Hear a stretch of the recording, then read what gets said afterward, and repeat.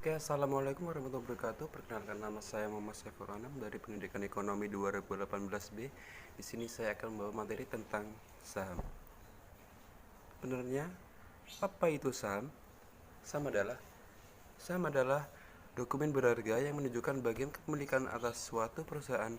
Dengan kata lain, seseorang membeli saham, maka orang tersebut telah membeli sebagian kepemilikan atas perusahaan tersebut. Arti saham stok dapat juga didefinisikan sebagai satuan nilai atau pembukuan dalam berbagai instrumen finansial yang ketika seorang membeli saham suatu perusahaan, maka orang tersebut akan memiliki hak atau aset tersebut. Aset tersebut dari paham. Dan saham terbagi menjadi dua, yaitu saham biasa dan saham preferen. Saham biasa adalah saham yang dapat diklaim berdasarkan profit dan loss yang terjadi pada suatu perusahaan. Jika dilakukan likuidasi, maka pemegang saham biasa akan menjadi prioritas terakhir dalam pembagian dividen dari penjualan aset perusahaan. Pada saham biasa, para pemegang saham memiliki kewajiban terbatas. Dengan kata lain, ketika perusahaan dinyatakan bangkrut, maka kerugian maksimum yang ditanggung oleh pemegang saham adalah sebesar investasi pada saham yang dibeli. Ciri-ciri saham biasanya sebagai berikut. Pemegang saham memiliki hak suara dan memilih dewan komisaris. Hak memegang saham didahulukan ketika perusahaan menerbitkan saham baru. Pemegang saham memiliki tanggung jawab terbatas, yaitu sebesar saham yang dimilikinya.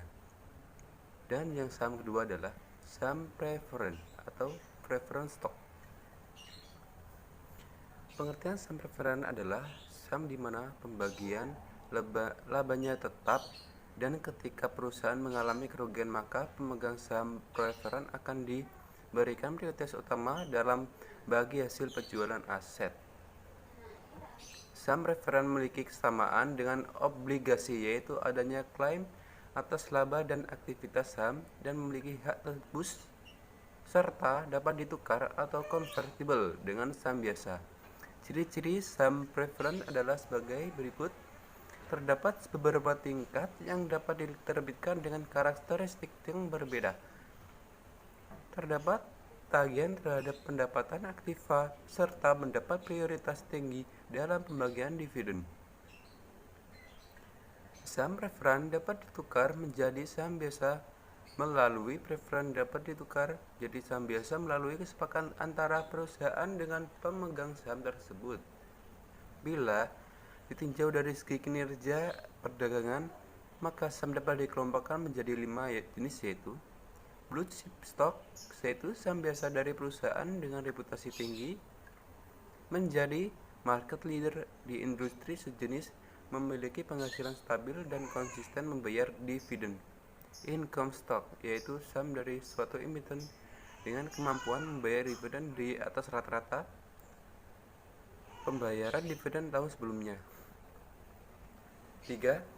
Growth stock, yaitu saham yang terdiri dari Will Known dan Lisa Known. Will Known adalah saham dari emiten yang pertumbuhan pendapatannya tinggi, market leader di industri jenis, dan memiliki reputasi tinggi.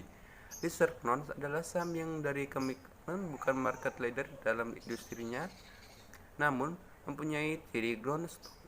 Spekulasi stock, yaitu saham dari perusahaan dari sebelum memiliki pendapatan rutin setiap tahunnya, namun berpotensi akan memiliki pendapatan tinggi di masa depan walaupun belum pasti. Yang terakhir, counter cyclical stock, itu saham yang tidak terlalu terpengaruh oleh kondisi ekonomi makro maupun situasi bisnis secara umum.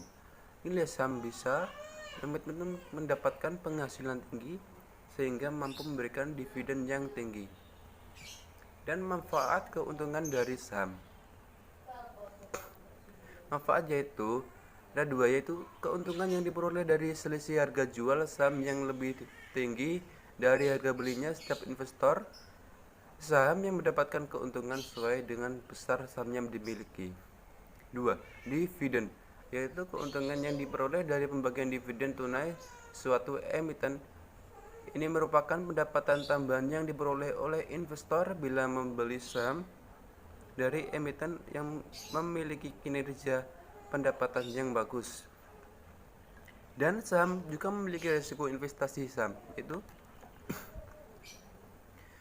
resiko likuidasi. Resiko ini terjadi ketika emiten bangkrut atau likuidasi, di mana para pemegang saham memiliki hak klaim terakhir terhadap aktiva perusahaan setelah kewajiban emiten tersebut dibayar. Bahkan para pemegang saham bisa saja kita tidak mendapatkan apapun ketika aktiva tidak tersisa setelah emiten membayar kewajibannya. 2. Tidak ada pembagian dividen. Resiko ini terjadi ketika emiten menggunakan keuntungan perusahaan untuk melakukan ekspansi usahanya sehingga memutuskan tidak membagikan dividen kepada pemegang sahamnya. 3. Investor kehilangan modal.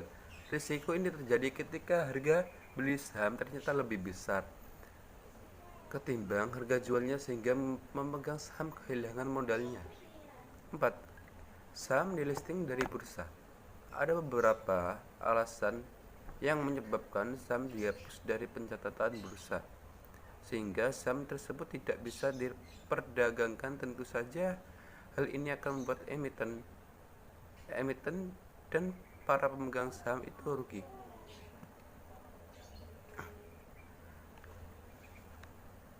Dan yang terakhir, yaitu saham merupakan cara yang efektif untuk mendapatkan investasi atau bagian uang dari. Baik, itu saja menurut pembahasan dari saya.